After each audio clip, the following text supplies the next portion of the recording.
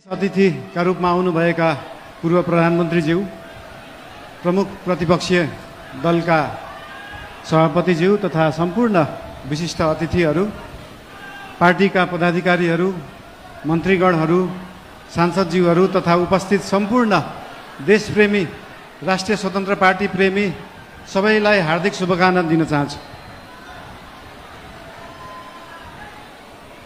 कुरा कताबाट सुरु गरौँ त? आज खासमा चाहिँ यो महाधिवेशन भनेको पार्टीको विषयमा बोल्ने, पार्टीलाई कसरी सुदृढ बनाउने, पार्टीलाई कसरी बलियो बनाउने, हाम्रो पार्टी जुन एउटा सानो महत्त्वाकांक्षा, सानो इच्छा, सानो देश बनाउने हुटुटीले सुरु भएको पार्टी आज महाधिवेशनको पहिलो दिनसम्म आउँदै गर्दाखेरि यो पार्टी, यो आन्दोलनको रूपमा भएको पार्टी, भावनाको रूपमा भएको पार्टीलाई संस्थागत गर्ने, स्थापित गर्ने दिनमा आउँदाखेरि हामीले धेरै जसो पार्टीलाई कसरी एक ठाउँमा ल्याउने भन्ने नै कुरा गर्नुपर्छ। आज विभिन्न विशिष्ट अतिथिहरूले विभिन्न सल्लाह दिनुभएको छ, शुभकामना दिनुभएको छ, सुझावहरू पनि दिनुभएको छ, चिन्ता पनि लिनुभएको छ। सरकार भनेको त गाडी जस्तो हो, गाडीमा एक्सिलेटर मात्र होइन, ब्रेक हुन्छ, ब्रेक पनि लाउनुपर्छ भनेर चिन्ता पनि मान्नुभएको छ।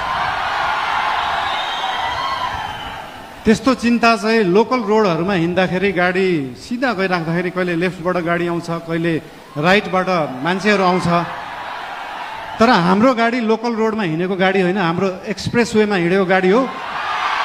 गन्तव्यमा पुगेपछि मात्रै ब्रेक लाग्छ, गन्तव्यमा पुग्नुभन्दा अगाडि ब्रेक लाउन जरुरी हुँदैन। र हाम्रो गाडी अनियन्त्रित पनि छैन, वातावरण पनि मिलेर गएको छ। त्यही भएर हाम्रो पार्टीप्रति, हाम्रो सरकारप्रति जुन चिन्ता लिनुभएको छ त्यसको लागि धेरै धेरै धन्यवाद पनि दिन चाहन्छु। चिन्ता लिनु राम्रो कुरा हो। जनता र जनताको भोट भनेको हावा जस्तो हुन्छ, कहिले हावा यताबाट चल्छ, कहिले उताबाट चल्छ भनेर